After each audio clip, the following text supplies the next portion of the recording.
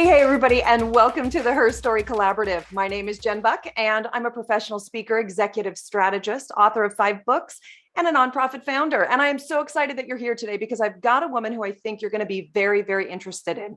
As you know, I like to advocate and amplify high-performing women, and that is what Paulina is all about. So Paulina Tenner is an entrepreneur, an angel investor, a TEDx speaker, and a founder of GrantTree. She started with a purpose to help tech startups navigate the complex world of government funding. Paulina is also a seed investor, a startup mentor, and the author of Laid Bare, What the Business Leader Learned from the Stripper, describing leadership lessons she learned as a burlesque dancer. So please help me welcome Paulina to the collab. Hi, Paulina. Oh, hi. Hi, Jen. It's such a pleasure to be on the show. Thank you so much for inviting me. This is exciting. Oh, I'm so happy that you could be a part of this. And, I am always looking for women who are sort of shaking things up. And I know that based on what I've learned from you, you are definitely shaking up the business world with your ideas that are way outside of the box, with the way that you are structuring the culture in your business. So tell us a little bit about what you do and what brought you here. Oh, thank you. So there's a few hats that I'm wearing.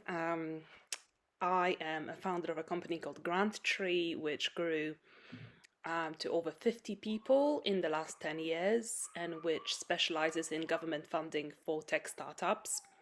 And it's quite a unique company in that we've implemented quite a range of unusual and edgy business practices, such as self set pay or individually set pay. So people are responsible for setting their own salary.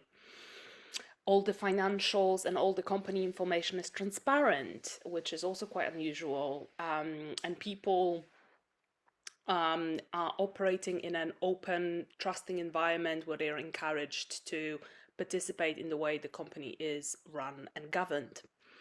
So that's one hat I'm wearing. I'm also an angel investor. I'm actually in the process of raising my first VC fund, so it's Wow. quite exciting. Yes. So up until now, for the last maybe 6 years, I've invested small amounts of personal cash, so 10, 20,000 pounds into startups that I particularly liked. I always wanted to be an investor and give back in that way to the startup scene. So it made me feel really great to be able to put some money aside and do that. But now I arrived at the place where I feel I'm ready to start investing bigger cash and to invest on behalf of other people. So that's what I'm preparing to do at the moment. So Very that's the second cool. hat. And the third hat, I'm a speaker and an author. I've got a book launching on the 26th of November. As you said, it's called Laid Bare, What the Business Leader Learned from the Stripper. So quite an unusual, little bit controversial book that will hopefully make some people excited and inspired. That's what I would love to achieve with it. I love it. I love it. So we've got to dig into what you're doing at GrantTree because this is really revolutionary to tell people that they can identify what their own pay is going to be, have all of those records and pay scales, available to everyone within the organization. How have you found this works? I mean, it's really quite unusual. It is unusual indeed, but I'd say that we've been an unusual company ever since we started. So, my partner and I always knew that we wanted to create a company which would be fundamentally different to the kinds of companies that we have come out of. That we would want it to have a very inclusive culture, that we would want it to have a very empowering culture, that we would want it to have an environment which trusts people and treats them like adults. And because of that, they're likely to respond to work challenges as adult human beings would do as well. Um, so it kind of started at the beginning, but we really did not suspect at that point that we would end up building a company that gets people to choose their own salaries, and that is, yeah, completely transparent. That wasn't in on our minds at that time. We just wanted to build something different, something that would have a social impact while generating profits. And it's been quite a journey Yeah. over the last 10 years. Yeah, definitely been quite a journey developing our culture, evolving it to a point where it was actually ready to accommodate that kind of self-set salary scheme. We went through several transitions. We had a phase where salaries were set by a committee comprised of individuals from different parts of the company, and the role of that committee was to figure out, okay, um, here is what we should be paying as a company, or what's the total that we should be spending on salaries given our industry and our stage of development. And this is the pay development matrix that we're going to use, and they compared different models, Japanese, US model, etc., etc., and they came up with a matrix they decided to use, and they decided to place people on, taking into consideration peer-to-peer reviews that they Wow. received.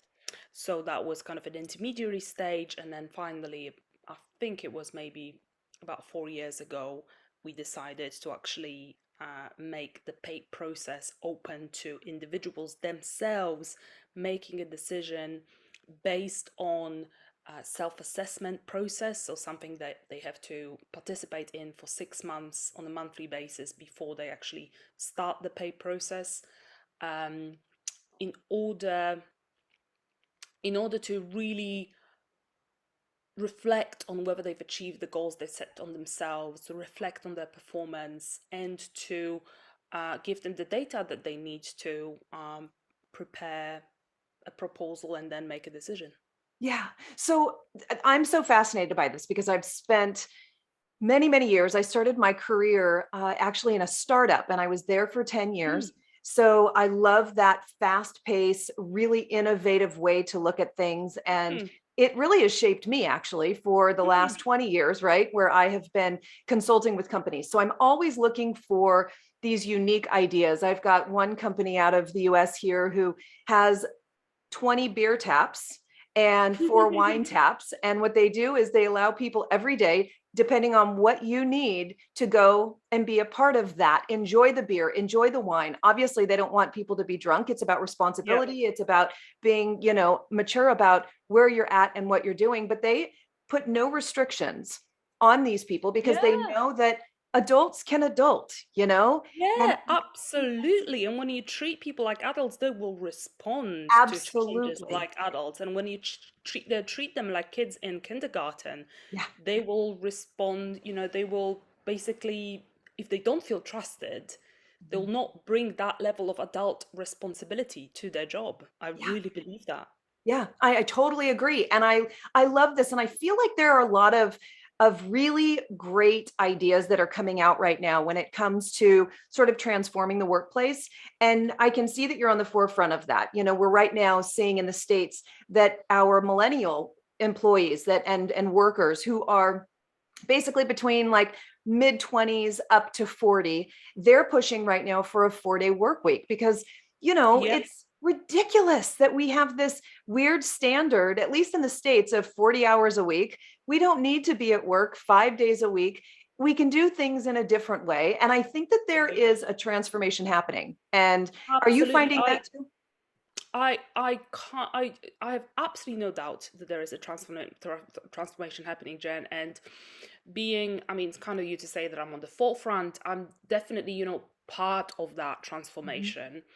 And on my journey, I've met enough founders, I've read enough fascinating books, and I've spoken at enough interesting events to know that there's a considerable amount of founders out there who really believe that we can relate to work differently. Yeah. We can treat work as something that we do because it's a fundamental expression of our creativity as human beings, because we're wired to do great things, to Yes. want to do things that fulfill us, and not something that we do in order to have money to pay the bills and maybe spend a tiny proportion of our time doing things that we actually like doing, Right. you know.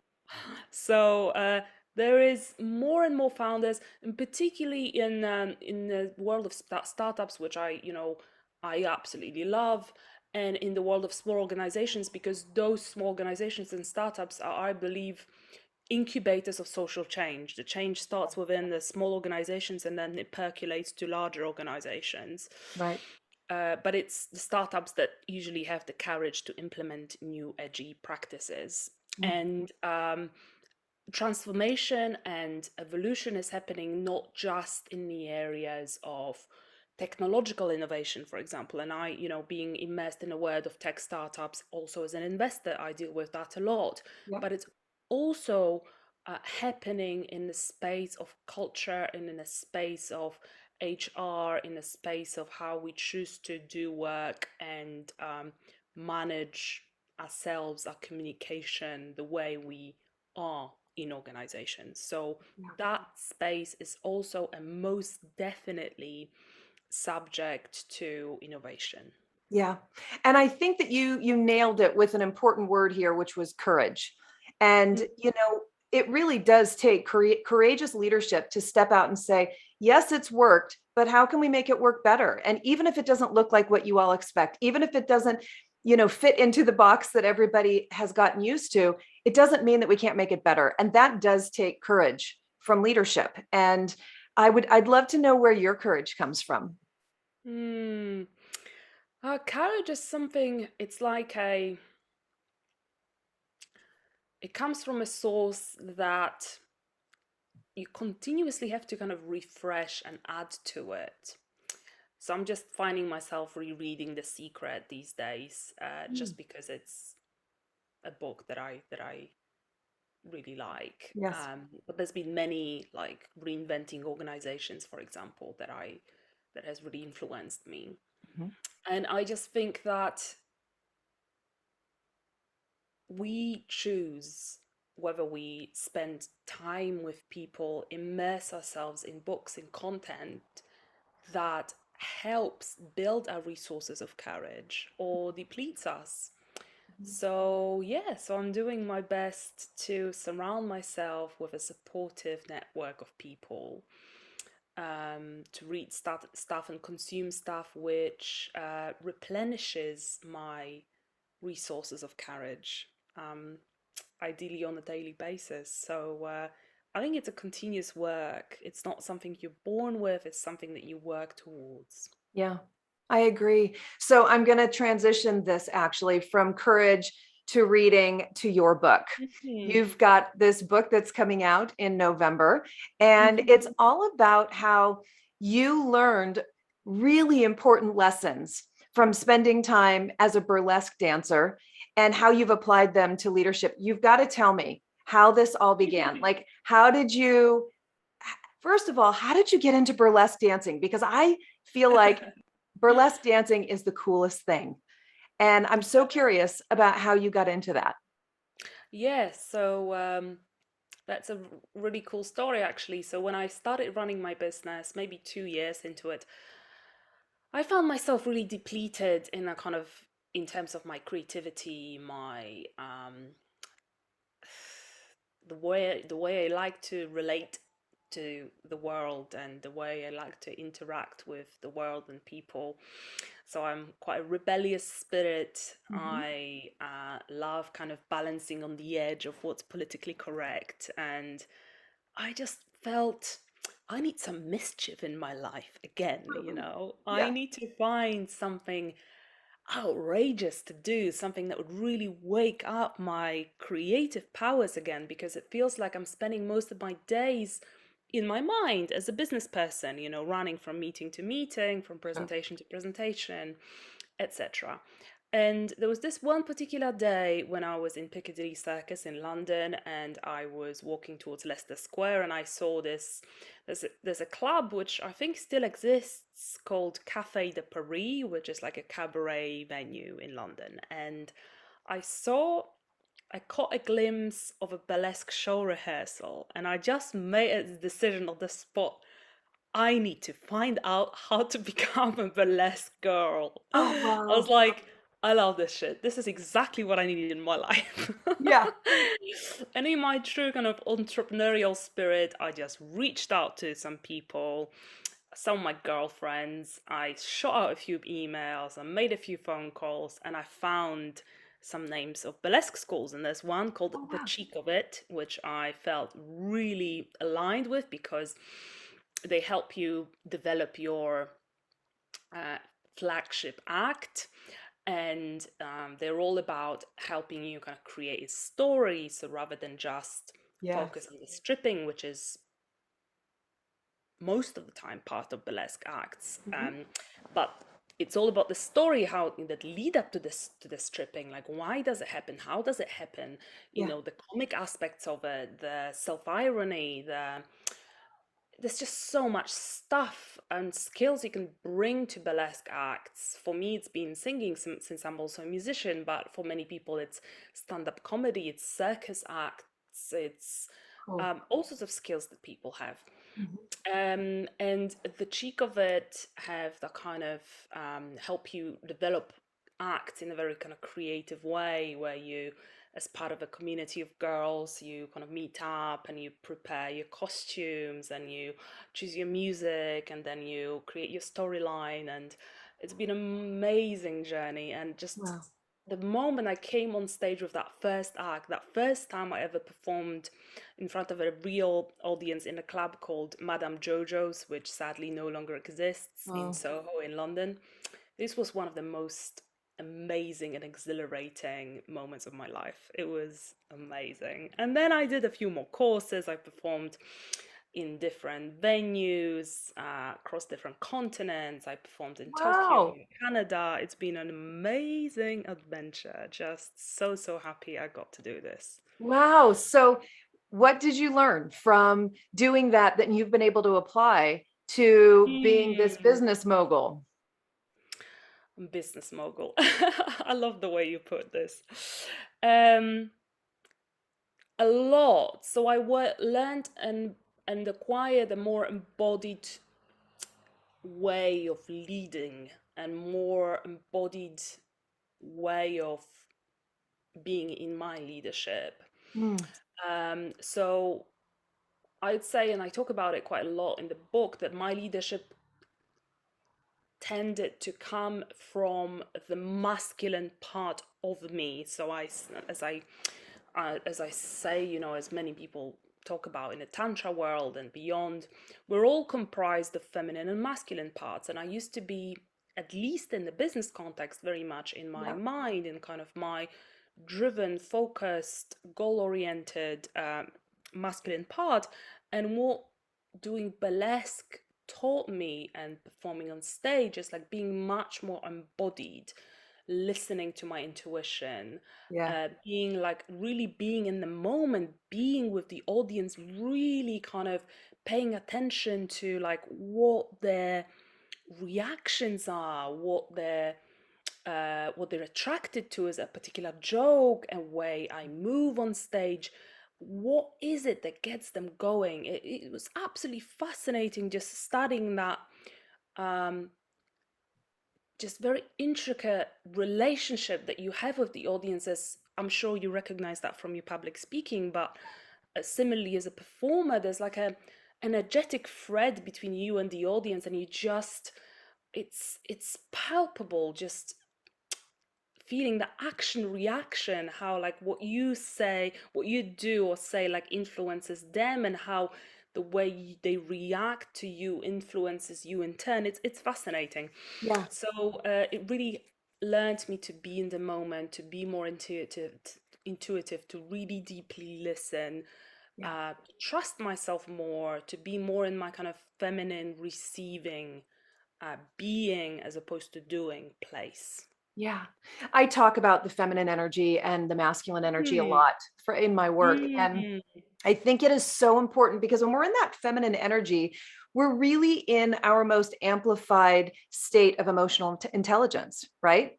Because Mm. we're just Absolutely. watching and intuiting and feeling and adjusting, and it's all about that feminine energy that allows us frankly, to run families and communities and, all Mm, that stuff that brings in the whole. And that's very mm, feminine in that space. But you're right, when we're building and we're leading and we're innovating, we do tend to be in that masculine energy. So yeah. what you're saying totally speaks to me.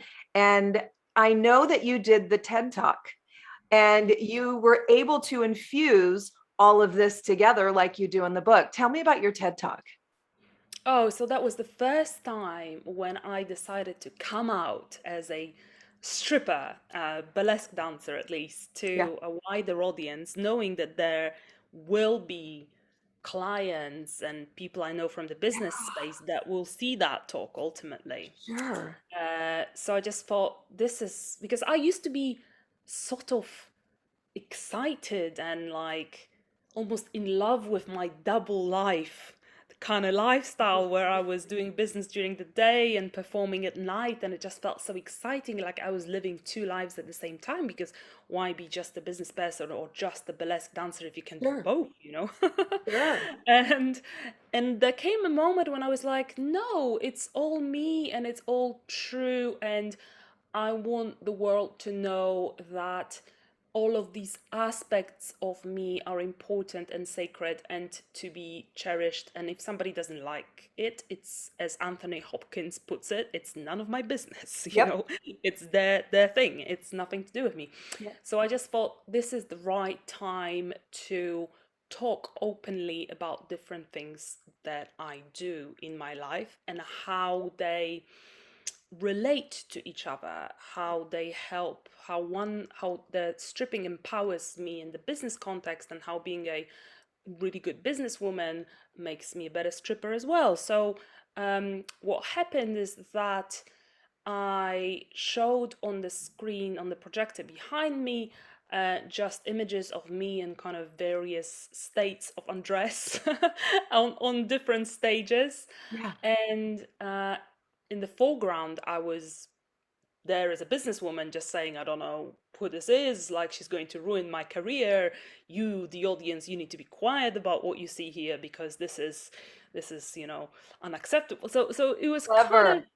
like interrelating between the those two elements or aspects of me. Yeah. And it received a really warm welcome, and it was, yeah, and great feedback, which was fantastic. And Disrupting, it was an disrupting. inspiration for the book that came a few years later, and Very it's cool. actually about to be launched. Oh, I love that. I all the word that's coming to me over and over again is disrupting, disrupting, disrupting, because it's literally everything you're talking about is a disruption in Mm. this illusion of what all of us are supposed to be, right?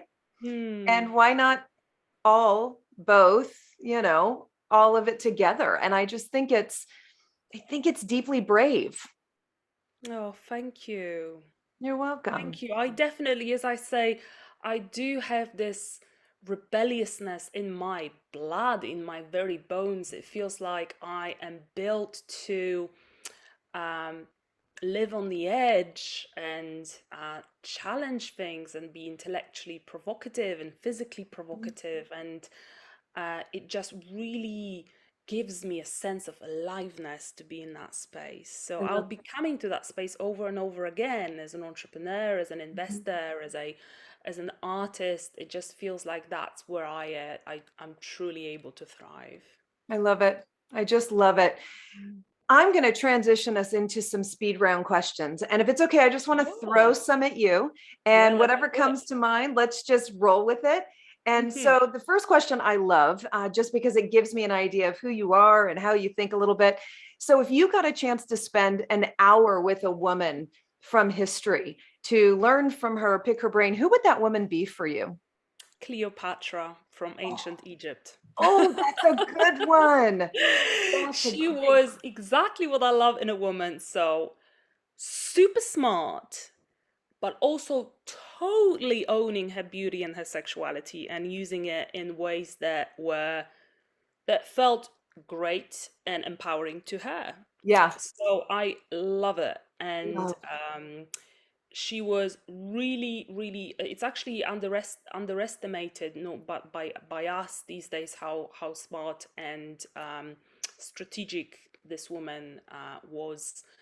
And obviously, she was the partner of Mark Anthony, and there's so many interesting things and intrigues Very she was cool. involved in. So Yeah, also quite controversial and quite risque. sure. Also balancing on the edge of what was politically correct at that time. So Love. really Oh, respect that. And I wish I could wake up and maybe one of my past lives was in ancient Egypt and I got to meet her. Who knows? yeah. I have to tell you, my woman in history is Joan of Arc. And I have this really overwhelming emotion every time I go to Paris. I can't contain the tears. I can't contain like what happens in my Mm. body. And so I've actually said those words. Maybe I was Joan of Arc because that's how I am in life. I'm always fighting for what's right in the world and putting my body out there. And, so I Mm. can relate to that, what you just said. Mm. So let me ask you this next one here. What's your favorite book or podcast that you've ever read or listened to? Of Well, apart from yours, of course, which is course. fantastic. Thank you. I already mentioned a book that's been very influential for me, Reinventing Organizations by Frederick Mm, Laloux, just presenting this model of how organizational consciousness has, over the centuries, evolved on par with human consciousness and the way human consciousness has evolved from kind of command and control to through to like um very success shareholder value oriented, as most corporations are, to more purpose oriented, as a lot mhm. of cooperatives are, to so-called teal organizations, which GrantTree aspires to be, where it's all about evolutionary purpose, which kind of Mm, continues to change and evolve, and which is all about organization as an organism, where all the parts kind of coexist together, and um, it's a little bit like a city. Like nobody can really tell how the city is run, but it kind of functions in a beautiful way, yeah. and things kind of are interwoven together. I Yeah. could talk about it for a long time. Oh, I love that. There is one more I'll give you, Maverick by Ricardo Semler. So a guy a Brazilian entrepreneur who I would call the godfather of the open culture, because he implemented self-set pay in 1980s in Brazil in a massive, at that time, manufacturing company. Um, it was just against all odds, and they had like many, I think thousands of employees already at that time. And Mhm. he just, on the first day when he came to work, he took the company over from his father. First day or first week, he fired, I think, close to 80% of senior management, because No. he knew he was not going to be able to Yeah. implement the changes he wanted to with people who were set in a particular way of thinking. Right. So, very radical character. He also has an amazing TED Talk, which I'll have I to look it always up. encourage entrepreneurs to see. He is now implementing self-managing schools, for example, where students set their own budgets and like control how they're learning and what the rules are. Fascinating stuff, fascinating guy. Wow. Very cool. I'm going to write it down as soon as we're done. Very, very cool. So, what is one weird or wacky unknown fact about you that, Apart from that, I've danced burlesque. Oh, that's yeah, gonna be. Oh, oh, sorry. So, okay, so let's go with my first, maybe not first job, but the first kind of real position in the tech world, was the UK country manager. Like I was straight out of university. I had absolutely no clue what I was doing. right? But I started meeting people on the tech scene. I started going to meetups, and I was like, these geeks are really cool. They're people that really think they can make a difference in the world, and Yeah. I love it. I'm going to work in the tech world. So my idea was I was based in London. So I decided to stay in London after I got awarded a scholarship to study at University College London. I completed that, and then I thought, great, I'm going to stay and do some stuff in London. Mhm. And I reached out to maybe 5 companies in Poland where I was from who were outsourced, who were at that time developing software and kind of looking to work maybe with different European clients, etc. And I was like, Yeah. I am in London, I can be your UK country manager. So that's how I got myself, maybe not the very first job, but one of my first jobs. Yeah. One of those, like maybe a couple of those companies actually responded, and one of them agreed to hire me as a UK country manager. It was That quite is completely fantastic. wacky, like, Yeah. but yeah, hello. I love it. Yeah. That's funny. Okay, what's one word that you would use to describe you? Ooh, maybe juicy. Juicy. Oh my gosh, no one's ever Yeah, because said I've that. got like I a love it. zest for life. Yeah, it could be Yeah, juicy, could be edgy, something I in love it. between. Yeah. Yeah. Oh my gosh, great answer. Great answer. Last question.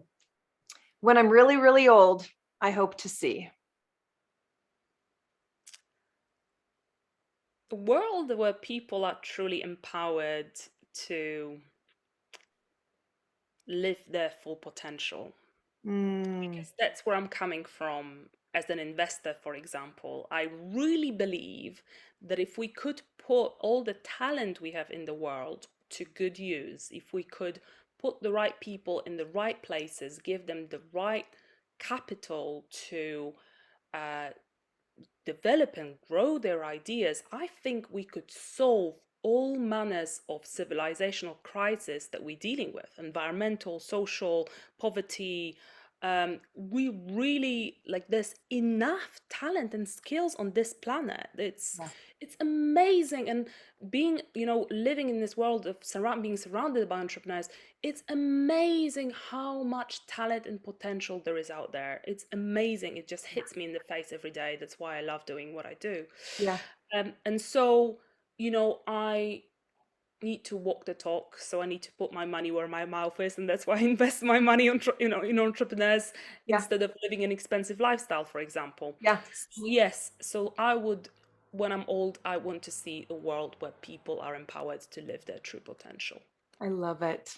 I love it. So tell us where people can find you. Give us some avenues that will allow people to connect with you further after they have viewed the broadcast.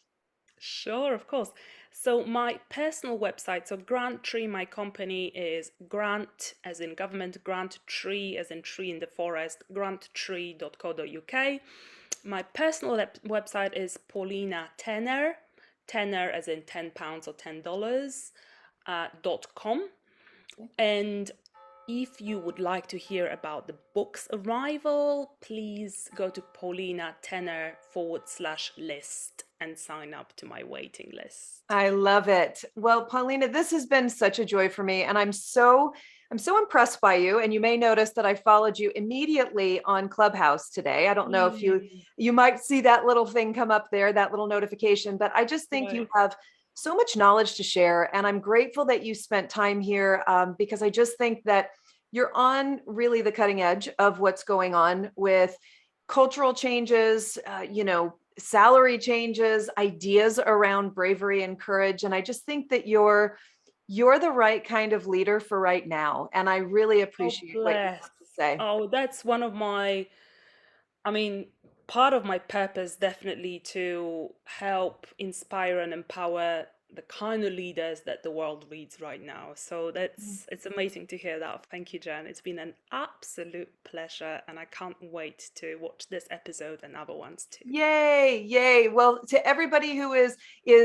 tuning in, we're grateful for you. These come out every single week, and I'm just so happy that I got a chance to introduce you to Paulina Tenner, and hopefully you will jump on the internet and connect with her right away. So take care, everybody, and Paulina, mwah, I'm very grateful. Have a good Thank day. you, Jen. Bye Bye-bye. bye.